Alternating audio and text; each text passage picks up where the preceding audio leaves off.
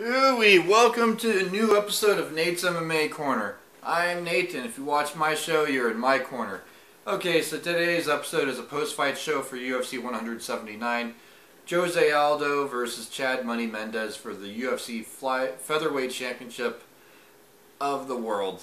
Okay, so it's a post-fight show for the main card, and let's get started with the main card. Let's get right to the good stuff. Okay, so Jose Aldo versus Chad Mendes for the UFC Featherweight Championship of the world. Yeah, this fight was a battle to the finish line. It went back and forth, back and forth. There was takedowns, and there was some good combinations landed. And at the end of the first round, Chad gets knocked down, and he was really busted up pretty bad. Then, also in round 4, in the match, you had Chad really putting on a striking clinic. So it was going back and forth, back and forth. Great fight, great fight. Now, a lot of people were booing at the place I was watching it when they announced Jose Aldo as the winner. But I had this fight, shades of GSP versus Johnny Hendricks, where Jose Aldo landed more, but Chad Mendes punches do more damage. Kind of like in GSP Hendricks sense, where GSP got busted up more because Hendricks hits harder, but GSP landed more strikes. Same thing. So this is basically the featherweight version of GSP Hendricks. And it was an intense fight. It was pretty close each and every round. But even though I wanted Chad Mendes to win this fight, I knew when I got to the decision that Jose Aldo would probably win this fight. It looked like he outpointed him. I mean, you could tell. And I went on Fight Metric, and sure enough, it was rounds 1, 2, and 3, and I believe 5 that Jose landed more significant strikes. Round 4, Chad Money Mendes did. So this was a 49-46 unanimous decision for Jose Aldo. And that's how the judges had it. And it just made sense. It made sense to have Jose Aldo still your UFC featherweight champion. Now this is his 7th title defense. So it was an exciting match. The co-main event was Glover Teixeira versus Phil Davis in a light heavyweight bout. Great fight. Shock of the century. Not the fight, what Phil Davis said after the fight. But the fight was also pretty shocking too. I was not expecting Glover to get taken down and pounded out like that so easily. Yeah, Phil Davis put on a wrestling clinic, uses all-American wrestling abilities, and was able to use his speed and his length pretty darn good against Glover. And then, yeah, Phil Davis won by unanimous decision, 30-27 across the board. Phil Davis, after the match, called out Anderson the Spider Silva. That was phenomenal. Wow. I was shocked. I was stunned. A lot of people that know me know I always say that Anderson Silva is overrated. He's not the greatest pound-for-pound fighter in the world.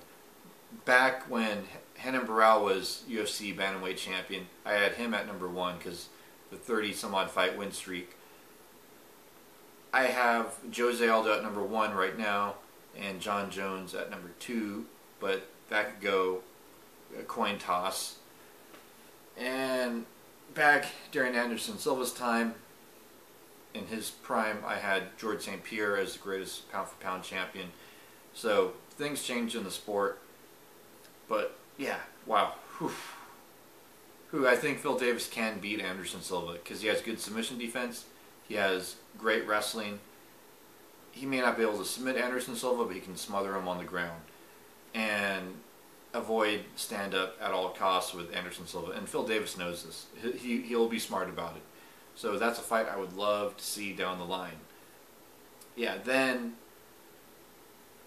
also on the main card, we had another light heavyweight bout, Hans Stringer versus Fabio Maldonado. Yeah, this fight, I picked Fabio Maldonado to win. And then beginning of the match, it looked like Fabio wasn't going to win. And I was like, wow, you know, Hans Stringer's really putting on a clinic here and just destroying Fabio Maldonado. Now, Fabio Maldonado, I was telling some buddies of mine when we were watching the fight, they said, Fabio has a chin, he's hard to finish, he's hard to submit, he's hard to knock out, he's just, I don't know if it's him being stubborn or he just has a really insanely good chin. Whatever the case is, he just, well, a lot of you seen the Glover Teixeira Fabio Maldonado fight back at UFC 153, I believe it was, a couple of years ago, where Fabio just got manhandled, but he hung in there. Yeah. So this fight was starting off like that, but then it was in the second round, Fabio gets top position and starts teeing off on Hans Stringer against the cage, pounding him out, and next thing you know, the ref pulls him off, and it's TKO punches, round 2 victory for Fabio Maldonado. Yeah, that was such a great fight. That was one of my favorite fights on the main card, for sure. Even though I wanted Hans Stringer to win, and I am a Hans Stringer fan still, Fabio looked great. Really impressive win. Nice to see him bounce back after the Stipe Miocic loss at heavyweight, and glad to see Fabio back at light heavyweight, which is his real weight class anyways, so it's not broken, don't fix it. But it was nice to see him try his luck at heavyweight back in his last fight. Yeah, what a great fight. Now, also on the main card, in the featherweight division, we had Darren Elkins versus Lucas Martins. Now this fight, I was, at some point I was just like, come on Lucas, just knock out Darren Elkins. Even though I wanted Darren Elkins to win, I just felt the longer this match drove out, it got more and more boring. This fight was just Darren Elkins grinding up Lucas Martins against the cage, pressing the action like that, trying to use wrestling, trying to get takedowns, and he wasn't getting a lot of them, for sure. And Lucas Martins held his own, give him credit, but I could see how Darren Elkins won this fight. Darren Elkins, he's a guy that I was high and mighty about in the featherweight division after he dropped down to featherweight from lightweight. And yeah, he went on a tear, a big win streak, had a loss to Jeremy Stevens. Now he was fighting Lucas Martins, and I actually picked Lucas Martins to win this fight because I had Lucas Martins as possibly a big deal at featherweight. Darren Elkins won this fight.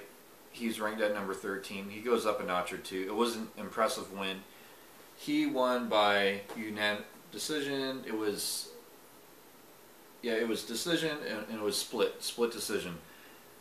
Yeah, I guess I would say Darren Elkins did rightfully so win this fight. It could have gone either way, but if I had to choose, I would say Darren Elkins. He grinded Lucas Martins up against the cage pretty much every round. He was going for takedowns. Even though he wasn't getting them, he was keeping the action going. It may not have been exciting action, but like I said on my pre-fight show, this is what Darren Elkins needed to do. It wouldn't have been an exciting win for him, but it is what it is. He gets a W, and at the end of the day, it's about getting that W. So, Darren Elkins back in that win column for sure. Can't wait to see more of him, because I want to see Darren Elkins work on his striking. And I think if he does that, he can be a total package, obviously having his wrestling, and I think he has good submission defense. So, good job, Darren Elkins. I'm kind of happy he won. And it was a so-so featherweight fight. And then to kick off the main card, we had Beneil Dariush versus Carlos Ferreira. And this fight was actually pretty darn good. Ironically, I said this was an even matchup. Don't be fooled. Everyone thought Carlos was going to walk through Beneil, and I was like, no. Beneil is a great fighter. He can mix things up. He trains at King's MMA.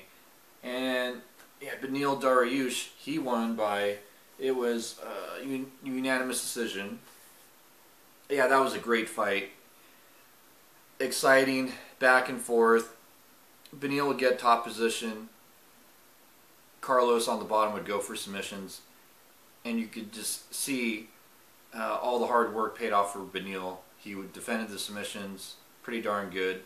He landed some good clean strikes. He mixed things up, which is what a true MMA fighter should be doing. And he basically outpointed him and outwitted him each and every round and route to unanimous decision victory. Great fight. That's one of the better lightweight fights I've seen in recent memory. Yeah, and then major props to Neil Magny for getting his win over William Patolino. At welterweight, the last prelim fight, Neil Magny's on a 5-fight win streak now in the UFC in 1 calendar year. Pretty amazing. And Neil wants to fight again soon. That was exciting, explosive prelim right before the main card. And that was TKO punches. It was round 3. And that was one of my favorite fights on this whole event. So that wraps up the post-fight show for UFC 179. Stay tuned for my next episode, which will be UFC Fight Night, Rockhold versus Bisping, and then also do an episode about Manuwa and Shogun. Until then, see ya!